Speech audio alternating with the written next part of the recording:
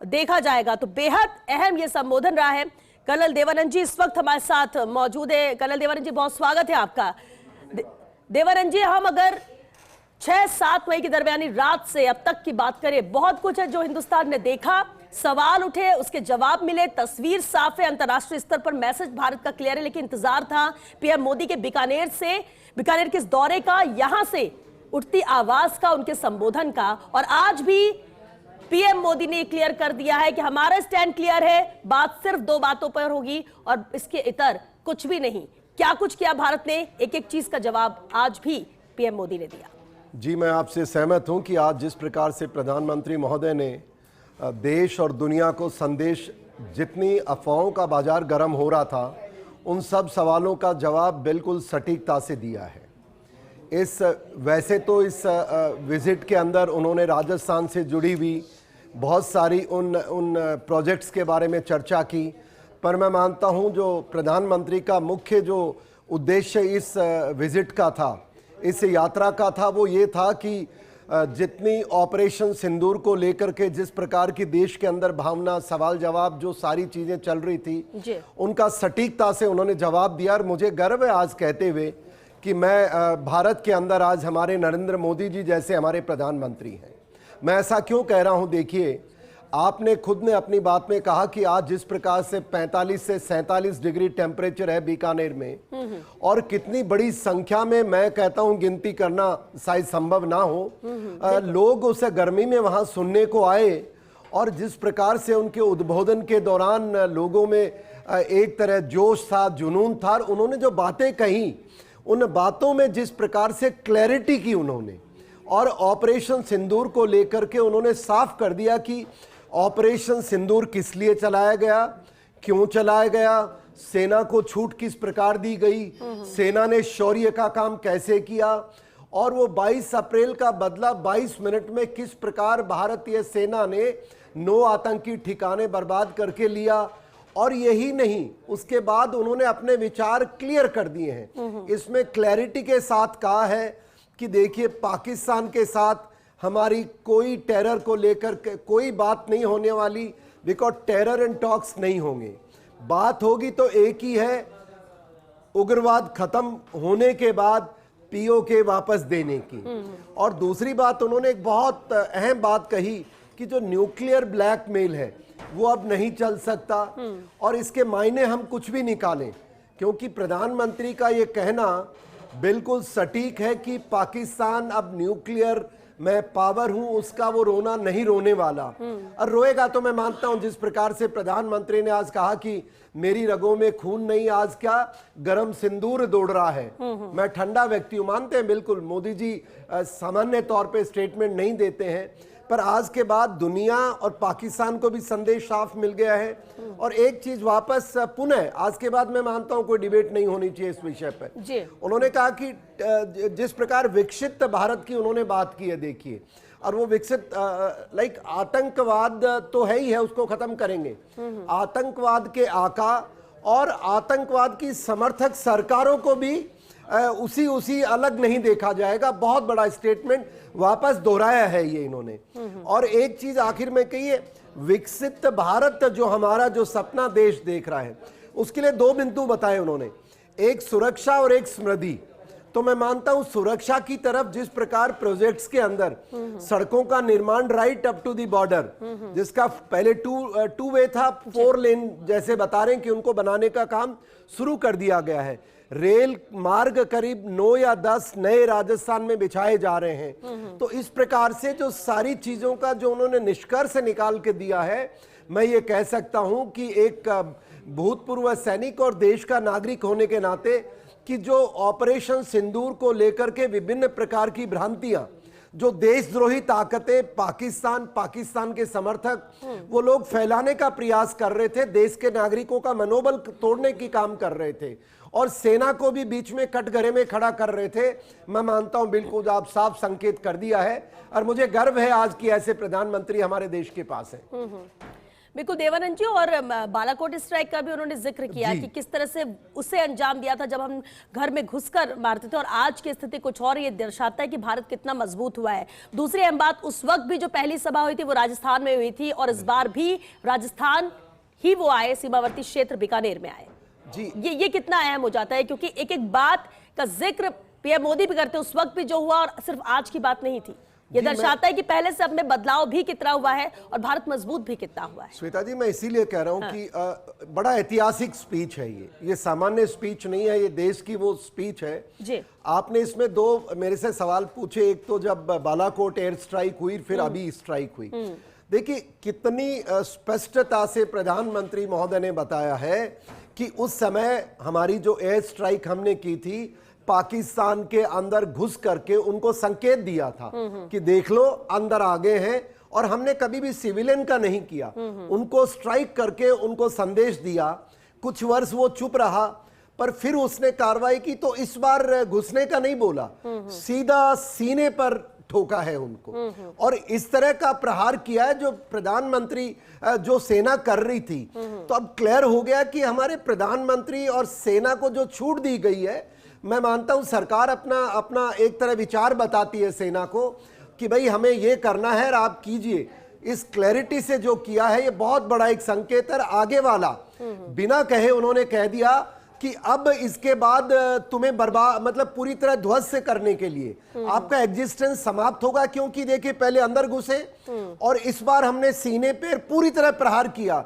अगर अब कोई गलती करेगा तो ऑब्वियसली पाकिस्तान का खात्मा मैं देखता हूं। और यहीं पर ही जो उन्होंने एक बात और कही थी कि भाई अब कोई प्रकार का आतंकी हमला भारत में होगा तो उसका जवाब ऐसा होगा जो उसको मतलब पाकिस्तान एहसास ही नहीं कर सकता, क्योंकि ऑलरेडी जो अभी हमने ऑपरेशन सिंदूर लॉन्च किया है उसके बाद पाकिस्तान किस तरह मतलब 23 मिनट में घुटनों पे आ गया। दूसरा सवाल आपने कहा कि प्रधानमंत्री महोदय पिछली बार भी राजस्थान में आए थे बालाकोट एयर स्ट्राइक के बाद में, और वो चूरू से उन्होंने सभा को संबोधित किया था, और इस बार भी वो राजस्थान में बीकानेर आए हैं। देखिए ये एक बहुत, मैं इसको संदेश के रूप में देखता हूं।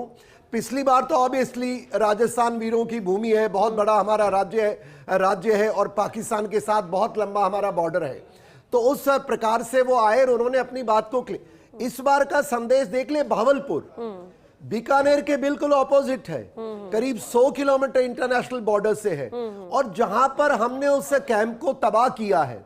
और यही नहीं, देखिए जितना प्रधानमंत्री महोदय ने क्लैरिटी के साथ बताया है, उसके बाद सैनिक तौर पर अगर हम उसका मूल्यांकन करें, उस चीज का एनालिसिस करें, तो अगर आप देखें जिस प्रकार से उनके 11 एयरफील्ड्स को हमने बिल्कुल नाकाम कर दिया।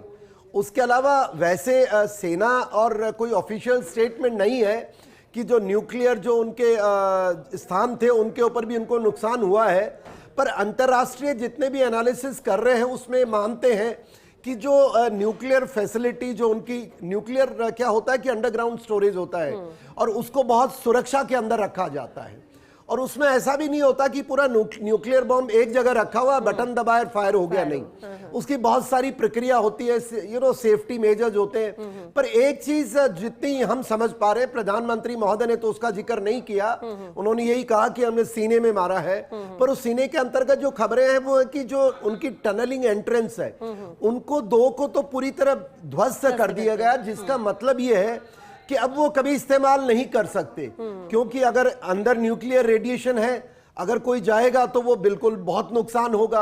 अंदर जो लोग थे वो वहीं खत्म हो गए हैं। तो मैं मानता हूं जो प्रधानमंत्री का न्यूक्लियर ब्लैकमेल के ऊपर साफ संदेश नहीं चलेगा, तो मैं मानता हूं बिल्कुल बहुत ही एक अच्छे हैं।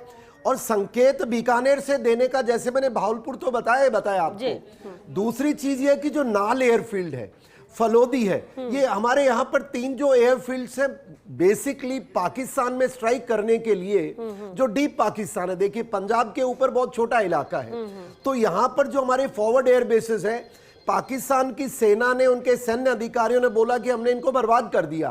तो मैं मानता हूं ये भी एक अंतरराष्ट्रीय पटल पर, और वैसे तो झूठ पाकिस्तान का पकड़ा गया है, पर प्रधानमंत्री इस इलाके में आने से एक संकेत है। देखिए भावलपुर और अगली कुछ गलती की तो मैं मानता हूं संकेत साफ है उनको, और वो उसका परिणाम क्या होगा वो तो समय ही बता सकता है। बट पाकिस्तान अब दुस्साहस नहीं करने वाला।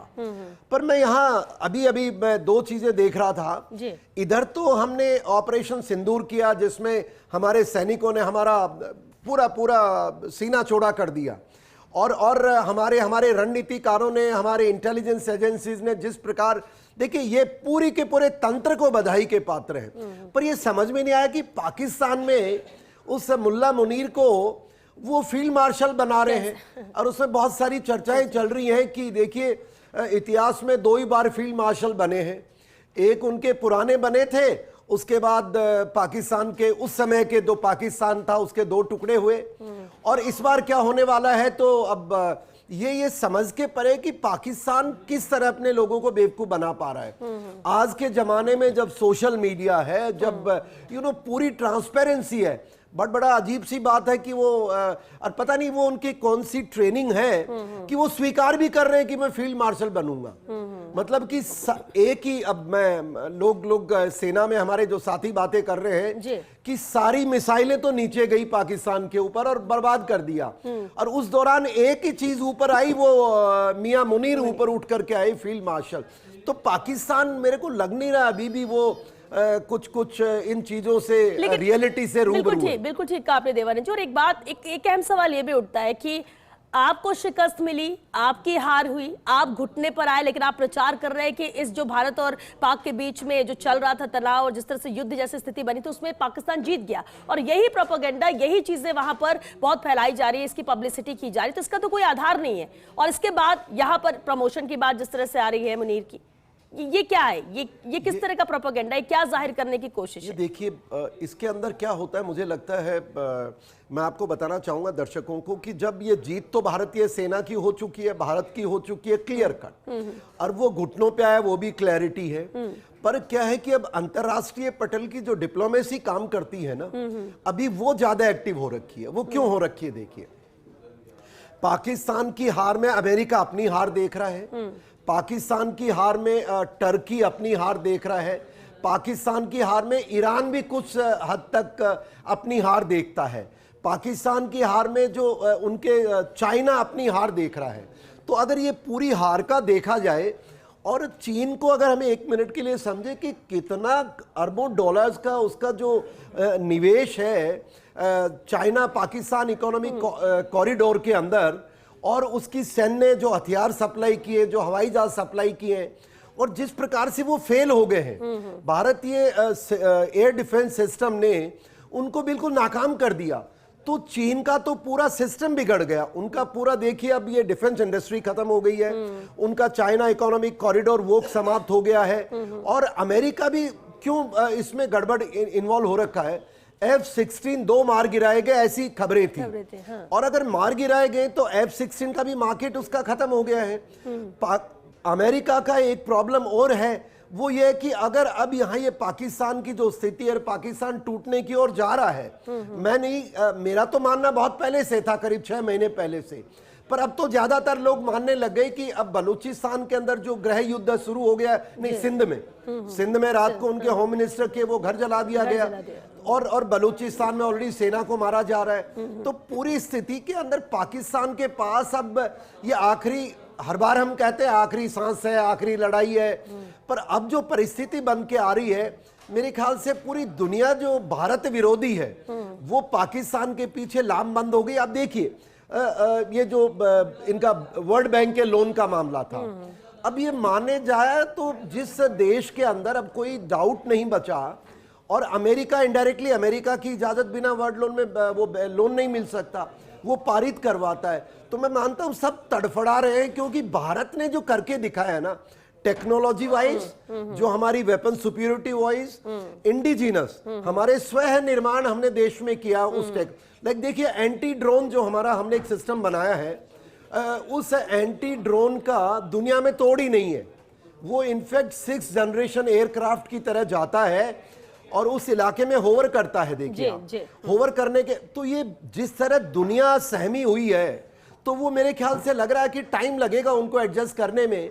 और जब तक वो एडजस्ट करेंगे, देखिए श्वेता जी, मुझे लगता है जिस प्रकार से कल गृह युद्ध सिंध में, मतलब बिल्कुल किसी ने सोचा ही नहीं, और वो पानी को लेकर के हो रहा है और समस्याएं हैं, तो लगता है पाकिस्तान को अब भारतीय सेना और भारत के रणनीतिकार किस चीज का, अब वो तो हमें विश्वास प्रधानमंत्री महोदय ने बोल दिया, तो मैं मानता हूं हर चीज वो की जा रही है, जो जिस तरह आज वो बिल्कुल जोश, और उन्होंने कहा कि मेरी रगों में गरम खून नहीं गरम सिंदूर दौड़ रहा है, तो मतलब कि जो डिटर्मिनेशन भारत सरकार का है, मुझे लगता है कि अब हमें अंदर जाए बिना ही हमारे जो एम है भारतीय सेना के या भारत के और पाकिस्तान का, देखिए टेररिज्म के लिए वो कह तो रहे हैं बात नहीं करेंगे, पर जब तक पाकिस्तान नाम को हम ग्लोब से नहीं हटाएंगे तब तक वो एक मानसिकता है पाकिस्तान। और ये सोच इसलिए भी बन गई क्योंकि हमने एक बार नहीं कई बार देखा है, कई बार मौके दिए, लेकिन इसके बावजूद भी वो पलटता है, वो वही करता है जो नहीं करना चाहिए। आज की स्थिति में भी वो इतना कमजोर हो चुका है, बता दिया है, दिखा दिया है कि भारत कितना मजबूत है, फिर भी वो नहीं सुधरेगा, ये भी तय। और इसलिए बार बार ये बातें आती है कि जब तक ग्लोब से नामो निशान नहीं मिटेगा, ये नहीं सुधरने वाला, ये ऐसा देश है। बहरहाल देवानंद जी, आप हमारे साथ बने रही, चर्चा हम आगे भी इस पर जारी रखेंगे, क्योंकि बीकानेर में संबोधित किया प्रधानमंत्री नरेंद्र मोदी ने, अब वो रवाना हुए हैं, लेकिन बेहद अहम बातों का जिक्र किया। न सिर्फ खुद जोश से भरे रहे, बल्कि वहां पर उपस्थित लोगों के अंदर भी उन्होंने जोश भर दिया और साफ कर दिया। तस्वीर साफ है, भारत का स्टैंड क्लियर है। पहले भी उन्होंने कहा, आज भी उन बातों को उन्होंने दोहराया कि पाकिस्तान से बात सिर्फ दो बातों पर होगी, इसके अलावा कुछ नहीं। तीन अहम सूत्रों का भी उन्होंने जिक्र किया कि पहले जरूर ऐसा होता था, हमने उनको समझाया भी कि सिर्फ आतंकवादी ठिकाने या आतंकवादी हमारे निशाने पर, लेकिन जो देश आतंकवाद को पनाह देगा, आतंकियों को पनाह देगा, उसे भी हम एक ही नजरिए से देखेंगे। तो अब जो भारत है वो भी बदल चुका है। चलिए, लगातार हम इस पर बात भी कर रहे थे, कर्नल देवानंद जी लगातार हमारे साथ मौजूद हैं। देवानंद जी, एक बार फिर आपका बहुत स्वागत है, क्योंकि चर्चा हम इससे लेकर कर रहे थे। अब पीएम मोदी ने जो कहा हमने उस पर बात की, हमने पाकिस्तान को लेकर बात की, लेकिन एक दूसरा पहलू भी है। दूसरा पहलू यह है कि विपक्ष भी कई सवाल उठा रहा है, और अब जब सवाल उठते हैं तो आम जन के जहन में भी कई बार आ जाते हैं कि क्या वाकई में ऐसा हुआ होगा या नहीं, सच्चाई क्या है। वो बार बार ये बात कह रहा है कि हमने जो ऑपरेशन सिंदूर को अंजाम दिया, उससे पहले हमने बताया था उन्हें कि हम ये करने वाले, और ये विदेश मंत्रालय की तरफ से प्रेस कॉन्फ्रेंस करके कहा गया। इसमें कितनी सच्चाई है, क्योंकि वो इसी को आधार बना रहे हैं, और उनका कहना यही वजह रही है कि आतंकी ठिकाने तो नेस्तनाबूद किए गए, लेकिन जो वो बड़े आतंकी थे जिनकी हमें तलाश थी, जिन्हें हमें मार गिराना था, वो भागने में कामयाब हो गए।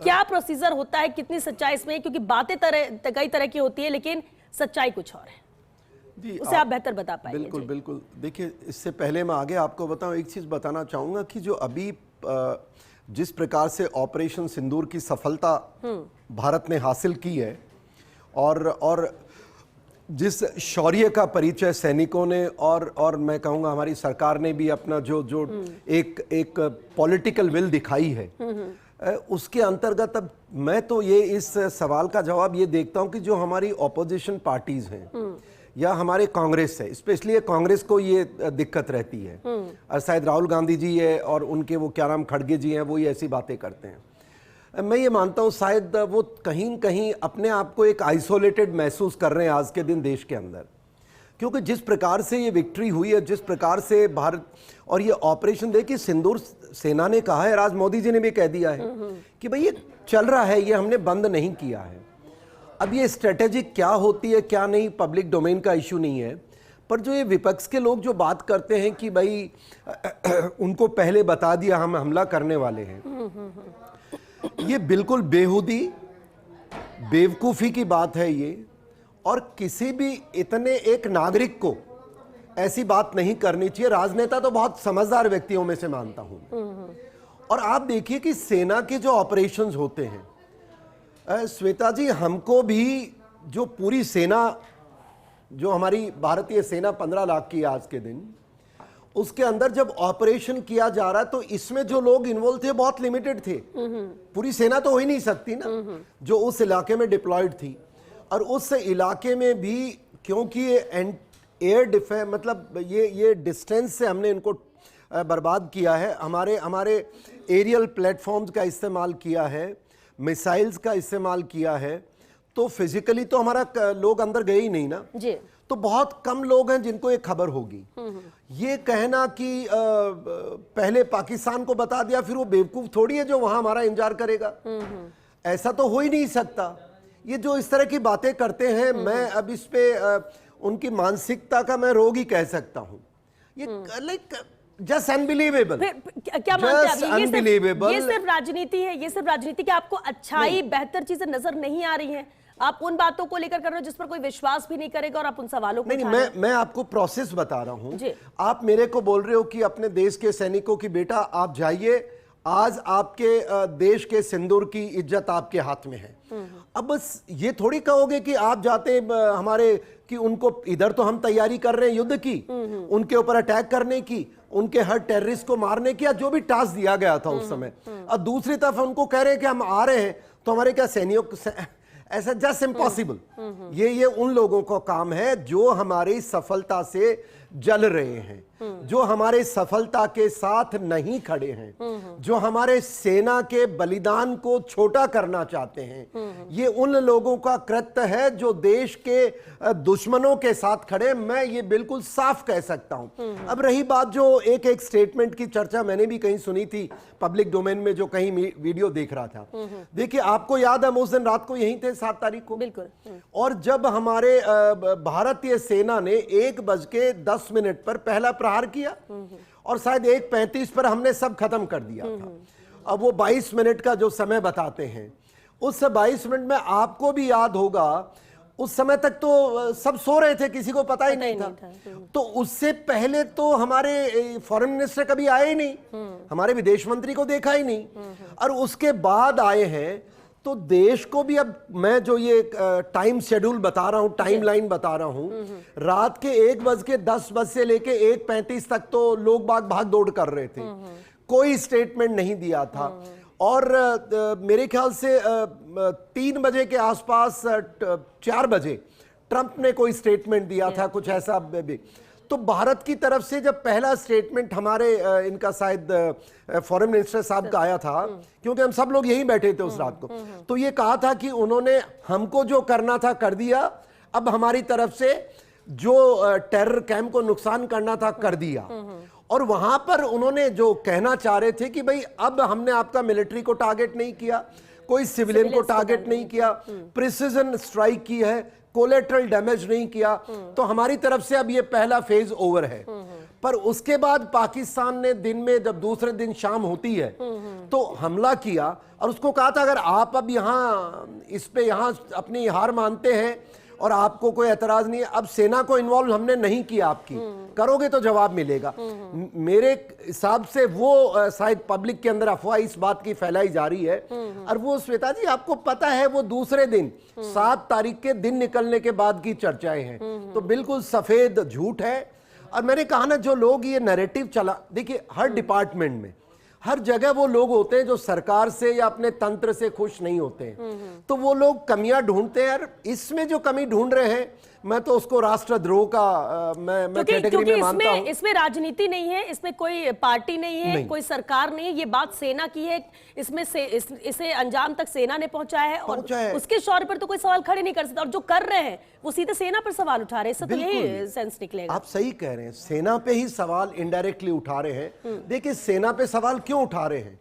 क्योंकि कहीं इसके 2 ही कारण हो सकते हैं, या तो वो अपनी सेना के काम से खुश नहीं है, या वो उन लोगों की भाषा में उनके साथ उनका कोई रिश्ता है जिनको सेना ने प्रहार किया, जिनको मारने का, तो इस सेना का मनोबल गिराओ। और सेना का मनोबल गिराने का मतलब क्या? देश का मनोबल, और देश में हमारी छवि खराब कराओ अंतरराष्ट्रीय स्तर पर। तो इन लोगों को बिल्कुल गलत बात है, ऐसा संभव ही नहीं है। मैं एक सैनिक होने के नाते बता सकता हूं, जस्ट नॉट पॉसिबल, ये संभव नहीं है। सेना, भारतीय सेना चरित्र वाली है। देखिए आपने कोई सुना भारतीय सेना को किसी प्रकार की बात करते हुए कभी? जब कल हम डिबेट कर रहे थे, जब ये हमारे उनको कर्नल साहब के लिए, सोफिया जी के लिए गलत अपशब्द बोले उन्होंने, तो हम क्या कह रहे थे कि सेना देश की है, सेना वही करती है जो हमें करना है, और राष्ट्रीय सुरक्षा में कभी खिलवाड़ सेना कर ही नहीं सकती। पर हमने एक दुख जताया कि अगर आप हमारे कोई जातियों में, कल बात हो रही थी ना हमारी, तो वो हमारा दुख था कि भाई, पर फिर भी सेना ने नहीं बोला। ये मेरे जैसे वेटरन ने हमारे दुख को दर्शाया, देश के सामने लाए। क्योंकि देखिए, सेना कॉन्स्टिट्यूशनली और हमारी सिखलाई ऐसी है, पब्लिक डोमेन में हमारा कोई लेना देना नहीं है, ना तो कोई काम है, ना बोलते हैं, ना बोलना है। हम हमारा काम करते हैं, और जो हमारा सीनियर लीडरशिप, जो मिलिट्री का तरीका है, अब सीडीएस है, वो पॉलिटिकल लीडरशिप को ब्रीफ करते हैं और वहां मामला खत्म होता है। और ये तो देश के अंदर मैं धन्यवाद करना चाहूंगा, इस ऑपरेशन सिंदूर के बाद तीनों हमारे डीजीएमओ जो सबसे शीर्ष अधिकारी होते हैं ऑपरेशंस के, आर्मी, एयरफोर्स, नेवी, क्योंकि देखिए जब से सीडीएस आए हैं, सीडीएस भी मैं 2016 के बाद ही आए हैं, और जब सीडीएस बनाए गए सबसे पहले बिपिन रावत साहब थे, तो उसके बाद देखिए पहले डीजीएमओ एक आते थे। अब क्योंकि सीडीएस नियुक्त हो गए हैं तो तीनों अलग अलग सेनाओं के जो अधिकारी हैं, सीनियर मोस्ट जो मिलिट्री ऑपरेशंस देखते हैं, उन्होंने आकर के कहा, और आई एम श्योर उसके बाद क्लैरिटी हो जानी चाहिए। बिल्कुल। और देवानंद जी, एक चीज होती है कि कुछ अगर हुआ है देश के बाद, तो या तो आप उसके साथ हैं, और साथ नहीं है तो आप उसके खिलाफ है। और अगर खिलाफ में आप बोल रहे हैं अभी जो कुछ हो रहा है, और उसी को आधार पाकिस्तान बना रहा है, क्योंकि जब पिछली बार हुआ था एयर स्ट्राइक बालाकोट, तब लोग सबूत मांग रहे थे हमें कि सबूत दो, ऐसा कुछ हुआ ही नहीं है। इस बार हर एक सबूत थे, हर एक ब्लास्ट किस तरह से नेस्तनाबूद किया, क्या तस्वीर थे, हर एक सबूत भी यहाँ पर दिए गए, साथ साथ दिखाया भी गया, क्योंकि पिछली बार सवाल उठाए गए थे। अब पाकिस्तान के पास तो कोई सबूत है नहीं कि वो ये बताए कि नहीं हमारा कोई नुकसान नहीं हुआ है, वो सिर्फ बोल रहा है। लेकिन जब यहां पर अपने देश के अंदर अगर अपने ही देश के खिलाफ सवाल उठाए जाते हैं, तो वो कहीं ना कहीं सबूत पाकिस्तान के लिए है, वो उसका इस्तेमाल कर रहा है, वो उसको प्रोपेगेंडा बना रहा है। जी, मैंने आपको कहा ना कि वो लोग हैं, देखिए दो ही परिस्थिति हैं। अब वो परिस्थितियां तो दुश्मन की आवाज उनके, देखिए दुश्मन को लाभ दे रहे हैं किसी प्रकार का, और पाकिस्तान को लाभ दे। अब देखिए जब सेना ने क्लियर कर दिया, आज प्रधानमंत्री ने क्लियर कर दिया, और जब हम कह रहे हैं सारे जो ऑपरेशंस करने वाले लोग जो इसमें इन्वॉल्व होते हैं, वो जब ये क्लियर कर चुके, फिर भी ये मान नहीं रहे हैं। पिछली बार इन्होंने क्या बोला कि सबूत कहाँ है, याद है आपको, कि वहां कौवे मार के आए हो, वहां जंगल में कुछ पेड़ तोड़ के आए थे।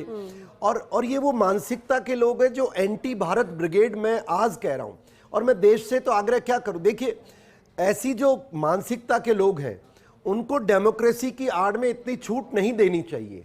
और मैं ये मानता हूं कि जिस प्रकार से हम कह रहे थे कि अब कोई ऐसा एक, जब भाई युद्ध की स्थिति चल रही है, ऑपरेशन लॉन्च हो गया है, तो जो हमारी नेशनल सिक्योरिटी पॉलिसी है जो आज तक निर्धारित नहीं की गई है, देखिए रिटर्न पॉलिसी नहीं है अपनी अभी तक, तो मैं मानता हूं ये समय आ गया है जिससे कि उसके अंदर क्लियर किया जाए कि जब ऐसा ऑपरेशन डिक्लेयर हो तो क्या क्या हो सकता है, क्या क्या नहीं हो सकता है। अब देखिए मीडिया ने इस बार, मैं कहूंगा बड़ा रिस्पॉन्सिबल काम किया है। अगर आपको 2008 का मुंबई का हमला याद हो, देखिए जाने अनजाने में या वो जो भी कारण कहो, मदद उनकी हो गई, उनकी मदद हो गई, उनकी मदद, पर इस बार ऐसा नहीं हुआ। पर ये राजनीतिक व्यक्तियों का क्या करें, अब इनके लिए जब तक आप कानून नहीं बनाएंगे मानने वाले नहीं है, और ये सरकार को प्रेशर में डालते हैं। तो मैं तो ये सरकार से ही आग्रह कर सकता हूं, देशवासियों से आग्रह कर सकता हूं कि देशवासी देखिए बिना कानून कोई कुछ नहीं कर सकता है, इसमें कानून चाहिए कि जब इस तरह की बात हो, अगर इनको बात भी करनी है तो पार्लियामेंट में जाओ ना, प्रधानमंत्री महोदय को कॉल ऑन करो, कोई मना थोड़ी कर रहे हैं, वो आपस में तो मिलते ही है ना, हम फोटो में देखते हैं, ये पार्टियां करते हैं, ये आह्वान करते हैं, मालाएं पहनते हैं। तो भैया जब तुम सारे ये काम करते हो तो इस राष्ट्रीय सुरक्षा के मामले को पब्लिक डोमेन में नकारात्मक तरीके से क्यों पेश करते हो आप लोग? लेट्स बी पॉजिटिव, सकारात्मक संदेश करो। और ये तो सरकार हमारी, मैं इस डेमोक्रेसी के पक्ष में नहीं हूं इस तरह की कि जो देश की सुरक्षा कोई खतरे में डाल दे, उसी व्यक्ति का आप दूसरे दिन उसके साथ कोई कानूनी कार्रवाई नहीं करो। जब एक तरफ कोई छोटा आदमी गलती करता, सड़क के उसने ट्रैफिक रूल तोड़ दिया और हेलमेट नहीं है, तो आप उसको चालान करते हो ना। तो जब राष्ट्रीय सुरक्षा के ऊपर ये तोड़फोड़ करते हैं तो इनको भी तो आपको कार्रवाई करनी चाहिए, मैं ऐसा मानता हूं। और वैसे भी देखिए ये लोग एक्सपोज हो चुके हैं, पर ये एक्सपोज से काम नहीं चलेगा। आपने एक बात बहुत अच्छी कही कि बार बार झूठ बोलो तो कुछ लोगों के मन में वो शंका आ जाती है कि यार कहीं ऐसा हुआ तो नहीं है, और उसको काउंटर करने के लिए आज नरेंद्र मोदी जी खुद आ गए हैं। और मैं आजकल के युवा और देखिए देश के नागरिकों को बहुत समझदार मानता हूं जी। मेरी पीढ़ी में तो न मोबाइल था, न अखबार भी रईसों के घर हुआ करता था, रेडियो भी मुझे याद है कि एक वो लाइसेंस के साथ कोई सेना के लोग लेके आते थे। पर आज की पीढ़ी के पास मोबाइल है, उनका ज्ञान बिल्कुल वो क्लैरिटी है उनको, तो जो थोड़ा बहुत बोलते हैं, पर इनको भी बंद करने के लिए कानून होना चाहिए, और कानून बनाने के लिए नहीं, उस पर एक्शन भी करना चाहिए। लेकिन जब उन पर यही पूछो तो वो ये कहते हैं कि हमें आजादी है बोलने की, हम अपनी बात रखने की आजादी है। तो हमें आजादी है तो हम बोल सकते हैं, लेकिन ऐसा नहीं कि अगर इस तरह से बातें कही जाएगी तो ये मिसयूज है उस आजादी का। देखिए, वो आजादी, यही तो दुर्भाग्य है ना देश का। ये डेमोक्रेसी को तय करना है, पॉलिटी को तय करना है। क्योंकि आप ये कौन सी मेरे को तो कोई आजादी नहीं है कि मैं कुछ गलत करके देश में चला जाऊं। मेरे को तो आजादी नहीं है कि मैं सैन्य अधिकारी होने के बाद कुछ ऐसा देश का कानून तोड़ूं। जब एक और देखिए, आजादी क्या बात कर रहे हो, हम कल बात कर रहे थे कि पिछले 3-4 वर्षों में जिस प्रकार से सैन्य अधिकारी, सैन्य जवान जो यूनिफॉर्म में है, उनके परिवार को कोई न कोई कारण से उठा करके पुलिस कानून का नाम लेकर के उनकी प्रताड़ना, मतलब किस तरह हुआ है। तो भी हमने यही कहा कि भाई इसके लिए हमारे को बचाव रखा चाहिए, कानून बनाओ जिससे हमारी भी सुरक्षा हो। तो ये पॉलिटिकल जो ये नैरेटिव है जिसमें इस तरह की बातें करते हैं, मैं तो जरूर ये मानता हूं अब समय आ गया है। क्योंकि देखिए, देश के पास इन जैसे लोगों को डील करने का समय नहीं है। अब जैसे 4 दिन में वॉर, एक तरह हमने वो खत्म कर दिया जो अपना ऑपरेशन था। 71 के अंदर हमने 13 दिन लगाए थे। तो अब ये स्पीड और तेज होती जाएगी, तो एक कानून को पुख्ता करना पड़ेगा और ये पब्लिक पे नहीं छोड़ा जाएगा। जैसे डेमोक्रेसी, मेरा राइट है, अरे भाई राइट नहीं है। राष्ट्रीय सुरक्षा में बोलने का अधिकार आपको नहीं हो सकता है। और अगर आप मानते हो तो मैं मानता हूं बहुत सारे कानून हैं, पर ये कानून मैं इसको ये मानता हूं हमारी पॉलिटिकल ये वीकनेस है, ये पॉलिटी की कमजोरी है कि वो इन पे एक्शन नहीं लेते। जब सामान्य जनमानस को तो आप जेल डाल देते हो, और दुर्भाग्य देखो तब ये नहीं बोलते हैं। जब सैनिक एक छुट्टी आया, उसे गलती हो गई, सड़क पे रोड रेज का केस हो गया, वो कह रहा है कि मैं फौजी हूं, मैं मिलिट्री रूल में आता हूं, तो भी पुलिस उठा के रात भर उसकी धुलाई करती है। और धुलाई करने के बाद दूसरे दिन, अब कानून तो यही है ना साहब, कोई धारा लगा दो 1000, और लगा करके ऐसी हालत कर देते हैं। और तब दुर्भाग्य ये पता नहीं बोलते हैं लोग। और ये जबकि सामान्य आदमी वो आज भी केस लड़ रहे हैं। तो इन लोगों के साथ जो राष्ट्रीय सुरक्षा से खिलवाड़ कर रहे हैं, अपने अपने सैनिकों के बलिदान को छोटा कर रहे हैं। यहां तो आप नाम लगा सकते हो कि उस सैनिक ने कोई गलती की होगी, ऐसा किया, क्योंकि कानून आपके हाथ में है। और इसीलिए हम मांग कर रहे थे कि सैनिकों के लिए एक सैनिक और भूतपूर्व सैनिक आयोग हो, जहां पर वो अपनी बात रख सके। तो अब ये है कि ये जो इस तरह के एंटी नेशनल नैरेटिव के साथ जो लोग चल रहे हैं, सख्त कानून बना करके। इसी में एक और सवाल है, ये जो आपने बोला कि एंटी नेशनल की बात की, कि चलिए ठीक है, एक सवाल तो ये हो रहा कि पहले से बता दिया गया। दूसरा, सीज फायर को लेकर डोनाल्ड ट्रंप का इंटरफेरेंस, डोनाल्ड ट्रंप बार बार बोल रहे कि कौन होते हैं वो अनाउंस करे कुछ, इससे लेकर भी चीजें क्लियर की जा चुकी है। और सीधे तौर पर मैसेज दे कि ये बात सिर्फ 2 देशों के बीच है, पाकिस्तान और भारत ही इस पर कुछ जो भी तय करेगा, तीसरे की एंट्री नहीं है। ये मैसेज साफ है। आज भी ये कहा गया, पीएम मोदी जब संबोधित कर रहे थे कि ट्रेड और टॉक एक साथ नहीं चलेगा, ये मैसेज सीधे तौर पर था। लेकिन एक सवाल जो बार बार पीएम मोदी के लिए किया जा रहा है कि मोदी जी से सवाल है कि सीज फायर अगर किया गया तो इसका फैसला क्या ट्रंप ने लिया है, क्यों? और अगर ट्रंप बोल रहे हैं तो यहां से मोदी जी ने उसका जवाब क्यों नहीं दिया? तो मेरा इससे लेकर आपसे सवाल यह है कि क्या कोई भी कुछ बोलेगा तो हर बात का जवाब देने के लिए देश के प्रधानमंत्री सामने आएंगे? और दूसरी बात है कि आज भी जो उन्होंने 3 सूत्रों की बात की, उसमें उन्होंने एक बात जोड़ी कि सेना को छूट है और सेना ही वक्त तय करेगी, सेना ही तरीका तय करेगी। और यह भी हम तय कर चुके हैं कि अब आतंकवाद या आतंकी जो आका है उन्हें और वो देश जो इन्हें पनाह दे रहे हैं उन्हें अलग अलग नजरिए से नहीं देखा जाएगा। यानी ये भी मैसेज साफ है। तो सीज फायर को लेकर जो ये सवाल उठ रहे हैं उस पर क्या कहेंगे देवानंद जी? क्योंकि ये भी कहीं ना कहीं है, सवाल का जाल बुना जा रहा है। आपने बहुत साफ शब्दों में बताया कि आज प्रधानमंत्री महोदय ने किस प्रकार सारी चीज क्लियर कर दी है।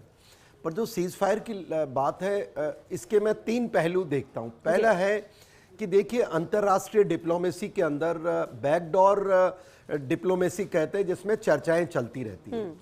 और यकीनन ट्रंप के भी आदमी होंगे, भारत के भी आदमी होंगे, पाकिस्तान के भी होंगे, और टू दैट लेवल रशिया के, जो अपने आपस में लोग बात कर रहे होंगे। कुछ बात हुई होगी और ट्रंप का आकर के ये करना देना, देखिए आजकल इस प्रकार का, ये ट्रंप साहब की बहुत बड़ी बेवकूफी थी, पहली बात। और जो अब नागरिकों का सवाल है कि भाई ट्रंप ने क्यों किया, अब उनकी बात भी सही है कि भाई ट्रंप ने कैसे बोला कि सीज फायर में दोनों के बीच में, और वो शाम तक हो जाता है। तो देखिए, देश में नागरिकों के मन में तो बात आती है कि कहीं न कहीं ये बात चल रही थी, यकीनन चल रही थी। पर इसमें अब अगर दूसरे देश का राष्ट्राध्यक्ष ऐसा बेवकूफी का काम कर दे, तो मैं मानता हूं उस पे हमने ज्यादा डिस्कशन डिबेट नहीं होना चाहिए। और वो यू टर्न भी ले ले अपने बयान और वो वैसे ही झूठे हैं। देखो उनकी बात का दुनिया में कौन विश्वास करता है, और नागरिक भी मान गए। पर अब क्या हो गया, जब ये एक भावना थी नागरिकों की कि यार वो कौन होता है, अगर होगा तो हमारे सैन्य अधिकारी बोलेंगे, होगा तो हमारे प्रधानमंत्री बोलेंगे। पर मैं मानता हूं देश ज्यादातर समझ चुका है इस बात को कि ये ट्रंप एक झूठा आदमी है। और वो अगर मान लो सच्चा भी उसको कोई कहीं इनपुट मिला हो, देखिए जब बातें चलती हैं तो बैकडोर डिप्लोमेसी में ये छुपती तो नहीं है ना। और कोई एक आदमी उसको इस अथॉरिटी से लीक कर दे तो ट्रंप को तो वैसे ही कोई विश्वास नहीं करता है। और उसकी ये झूठ बोला या सही बोला, सही निकल गया, पर ये उनकी गलती है, हमारी नहीं है। पर यहां सबसे बड़ी अगेन वही बात आती है कि अब क्या जो राजनीतिक रोटियां सेकते हैं, जो कहते हैं हमारे बोलने की आजादी है, वही उठा रहे हैं, वही उठा रहे हैं। तो मैं यही तो कह रहा हूं कि ये आजादी इनको नहीं मिलनी चाहिए। जब सुरक्षा के मामले हैं, मिलनी चाहिए। पार्लियामेंट में जाओ, सेशन बुलाओ। सेशन नहीं आप बुला पा रहे हैं तो आप चुप रहें, आप देश के खिलाफ बात ना करें। क्योंकि देखिए ये जो आपने कहा सीज फायर, दूसरी एक इसके अंदर से चर्चाएं आती है cease fire cease fire cease fire. देखिए ये क्या था, ये हमारा आउटराइट वॉर नहीं था पाकिस्तान के साथ।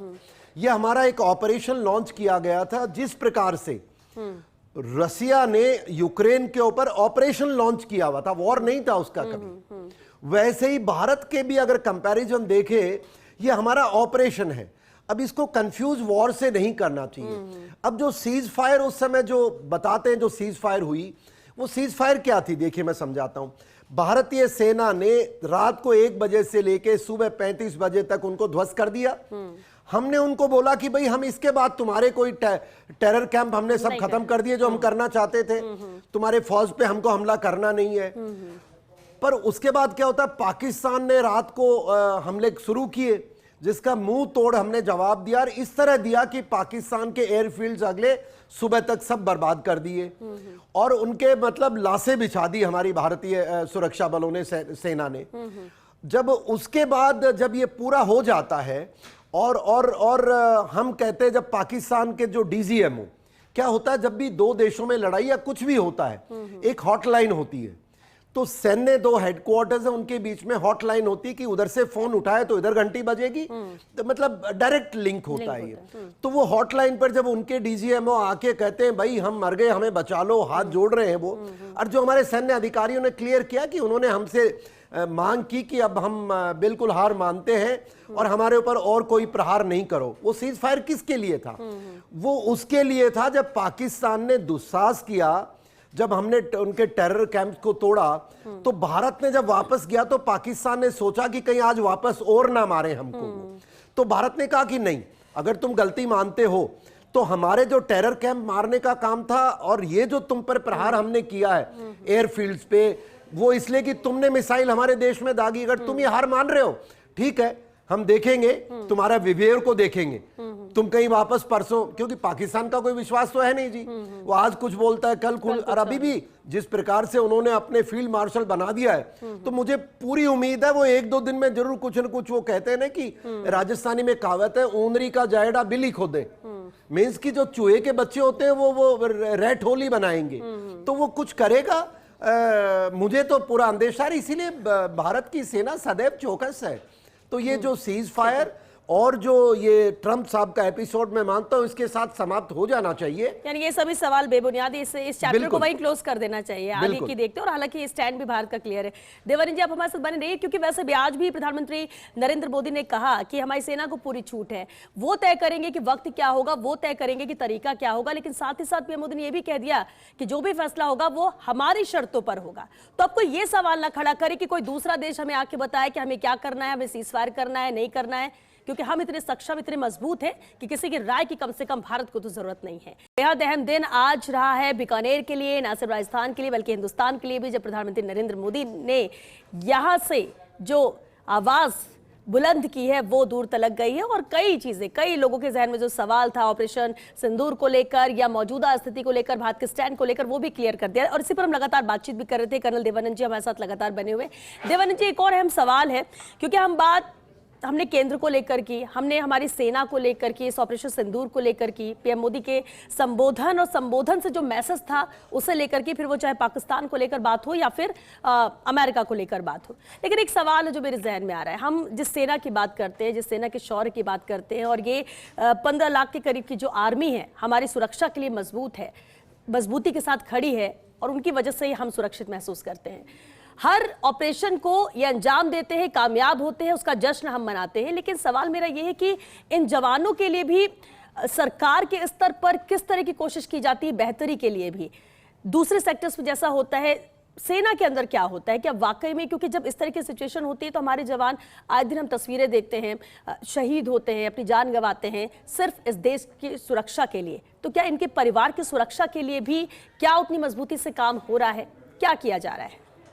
श्वेता जी, देखिए, अगर मैं ईमानदारी से बोलूं और मेरे तजुर्बे के साथ अगर बोलूं तो ये बहुत एक ऐसा सैनिक के जीवन का एक ऐसा पन्ना है जिसको अभी तक देश ने पलट के नहीं देखा है।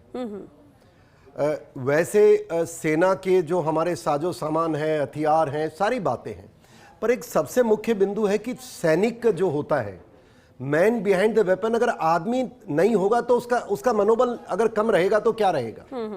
और उसमें जो आपने सवाल किया उसमें मेरे दो ही बिंदु हैं।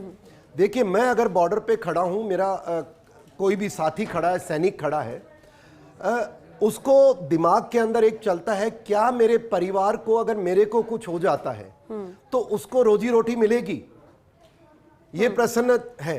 मैं मेरा एग्जांपल दे सकता हूं। मैं जब श्रीलंका में था तो नई नई शादी थी हमारी, और मुझे ये चिंता रहती थी अगर मेरे को इस ऑपरेशन में कुछ हो गया तो यार मेरी वाइफ के लिए कुछ है बंदोबस्त जिंदगी में, क्यों, पेंशन तो मिलती है पूरी नौकरी के बाद।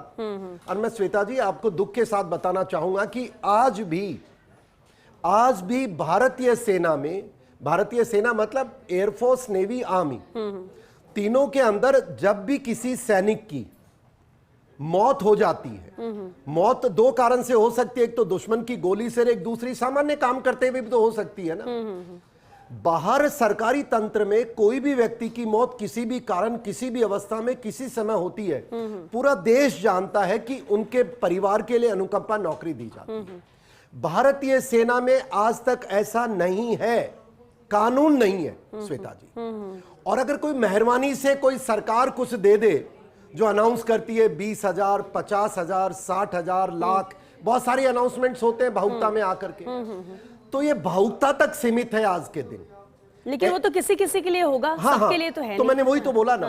तो मैं भारत सरकार से आज आपके चैनल के मार्फत और भारत के नागरिकों से बात कर रहा हूं, क्या आपका जो बच्चा ये फौजी आपका, जो आपके आदेश के अनुसार अपने बीवी को विधवा बनाने के लिए तैयार खड़ा है, अपने बच्चे को अनाथ बनाने के तैयार खड़ा है, क्या देश को उसके बच्चे, देश मतलब भारतीय सेना, मतलब डिफेंस मिनिस्ट्री, ये स्टेट ये कहानियां सुनाते हैं ना सैनिक कल्याण अधिकारी, इनके हाथ में कोई पावर नहीं है। सेंट्रल से होना चाहिए। ये सेंट्रल गवर्नमेंट कानून बनाए, बातों से नहीं होता। देखिए जी, आज अगर कोई वीर गति को प्राप्त होता है तो हिंदुस्तान सम्मान करता है, पर वो सम्मान 5-4 दिन बाद, 10 दिन बाद, साहब थैंक यू वेरी मच।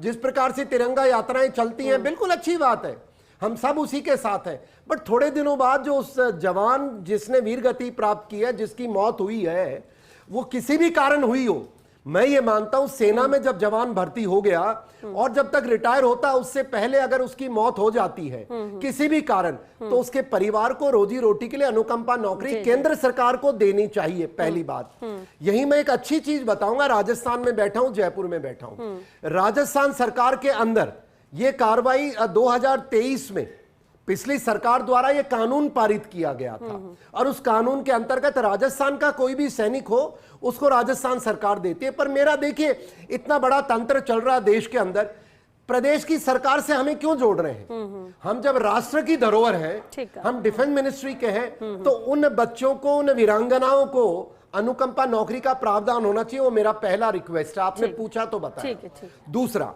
देखिए हम सब सुनते हैं ये जो सैनिक और भगवान और डॉक्टर तब याद आते हैं तब कोई दिक्कत आती है। अच्छी बात है, हमारा सौभाग्य, हम तो अपने आप को समर्पित करते हैं। पर एक बात है कि आपको भी सुनने में आता है कि सैनिक, क्योंकि हमारे आर्मी रूल्स इस तरह के डिफेंस के कि सेना का जवान वो पब्लिक डोमेन में आके अपनी शिकायत नहीं कर सकता।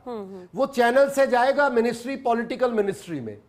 पर आप बताओ, सैनिक का परिवार भी है, सैनिक के भाई भी हैं जिनके पास सारी प्रताड़नाएं होती हैं, और भूतपूर्व सैनिक भी हैं। मैं देश को बता दूं, अगर कोई सोचता भूतपूर्व सैनिक जिसने 10-10 मिलिटेंट मारे हो, जिसका नाम पाकिस्तान के डॉजियर में लिखा हो, जिसमें उग्रवादी एरिया में लोग उसको नाम से जानते हो, क्या आप सोचते हैं कि उसको खतरा नहीं है? उसको खतरा जरूर होगा। पर मैं वो चर्चा खतरे की नहीं है। एक आग्रह है कि सैनिक और भूतपूर्व सैनिक और उनके परिवार के लिए एक आयोग हो, जहां पर हम गुहार तो लगा सके।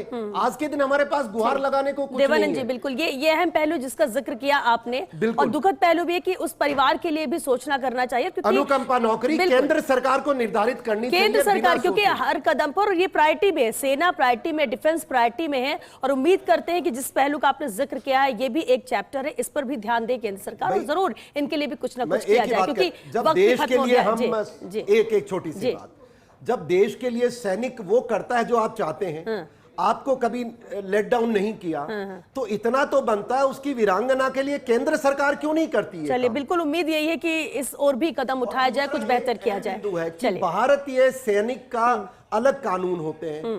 अब जब पुलिस के द्वारा प्रताड़ना होने के बहुत केसेस आए हैं, तो उसमें पुलिस ही इन्वेस्टिगेशन करती है, पुलिस ही मारकूट करती है, और पुलिस ही केस फाइल करती है। नतीजा क्या होता है? सैनिक पहले तो पिटाई खाता है, उसके बाद वो झूठी धाराएं लगती है, देवानंद जी, क्योंकि बहुत बिल्कुल ठीक है, और इसलिए शायद आप आयोग की मांग कर रहे हैं, शायद आपको इसलिए लगता है कि आयोग हो तो अपनी शिकायत रखी जा सके। चलिए, बहुत शुक्रिया देवानंद जी बातचीत के लिए, क्योंकि बेहद अहम है, लेकिन खास है जो सवाल उठाए गए हैं या फिर जो जरूरतें हैं उस ओर भी ध्यान दिया जाए। केंद्र सरकार इस ओर भी कोई कदम उठाए उम्मीद करते हैं, लेकिन इतना जरूर है कि आज जब बॉर्डर पर देश के प्रधान थे, सीधा मैसेज, साफ मैसेज न सिर्फ हिंदुस्तान के लिए, पाकिस्तान के लिए, बल्कि दूसरे देशों के लिए भी है। भारत का स्टैंड क्लियर है, और जो गर्जे हैं आज बॉर्डर पर प्रधानमंत्री नरेंद्र मोदी, ये दर्शाता है कि पूरी तरह से तैयार भारतीय सेना है, भारत है, इसलिए किसी को भी कोई गलतफहमी पालने की जरूरत नहीं है।